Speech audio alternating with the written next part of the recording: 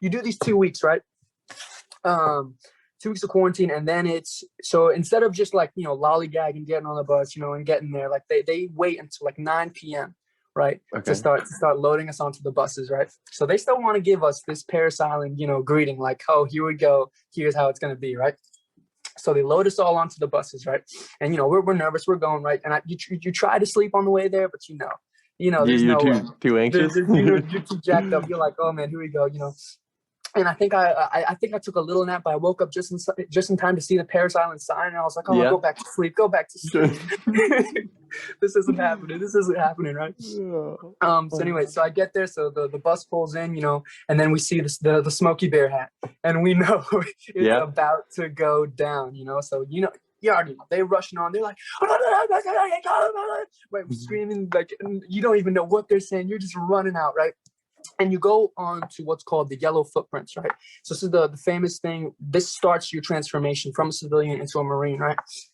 So again, they're yelling incoherently. The only thing I could really remember that could, I guess, understand what they were saying, that from now on, you will not use the pronoun I. You will be this recruit from now on. You will talk in third person from now on. So get this right. So for the next 3 months, you're talking in third person, right? There's no I.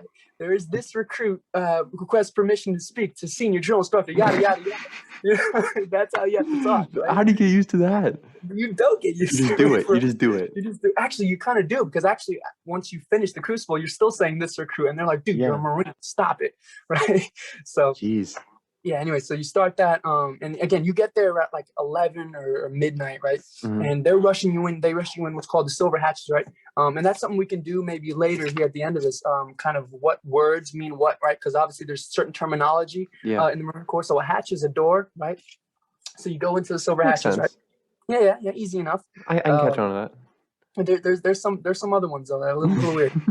So anyway, so then we make our call home, right? And everyone's screaming, and I remember picking it up, and I just hear nothing, and I'm like, oh boy, I hope he's on the line. And then you have to like scream out this thing. It's not like, oh hey dad, I'm chilling. No, it's like, good morning, Mr. Hoppy. This recruit has arrived at Parris Island. Like freaking don't send me anything. Goodbye. See you in 3 months. And then like just go, right? So what's the point of all this? Just like, sorry to interrupt, but like what's this ramp up? Like what is it?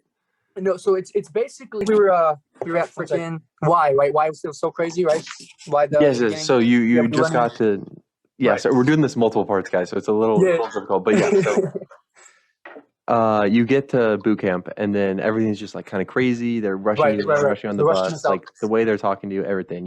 Yeah, so it's all crazy because you have to understand why the Marine Corps is doing this, right? How it works, and they're trying to induce stress into you, right? That's the whole point. But you have to understand, as a civilian, like if you're in a job, right?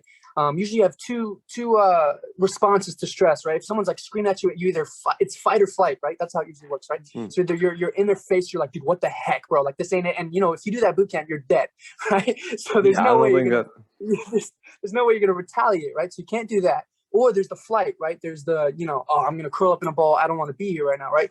But you can't do that either, right? Because there's a mission at hand, right? That's the whole thing about the Marine Corps, right? It's the military, because in a combat scenario, right, when you're stressed out, when all these crazy things are doing, you have to do what you're told, right? You have to listen to those higher ups. You have to make sure you're able to drown out all the craziness and get the job done. That's the whole that's the whole method behind it right now. Obviously, I wasn't able to see that at that point. None of the other people were able to see it. They're like, dude, this is ridiculous. What am I doing? Why did I, you just like freaking out, right?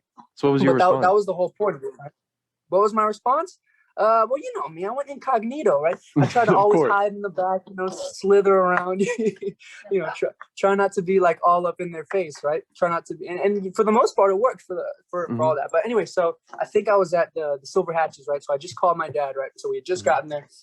So they rush us out, right?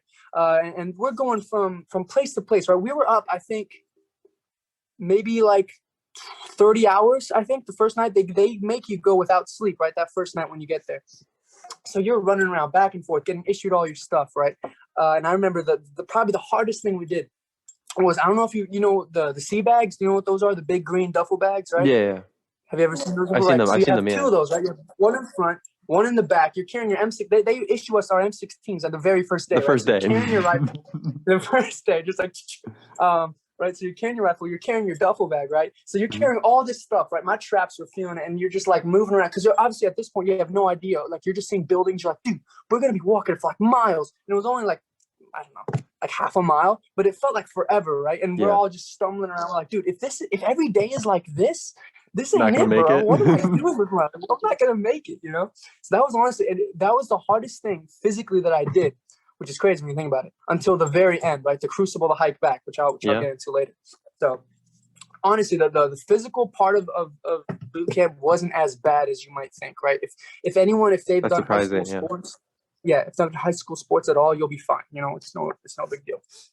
But anyway, right? So they're moving us back and forth, and then so you don't meet your real your DIs, right? Your drill instructors. You don't meet them until about like a weekend, right? That's when you meet the guys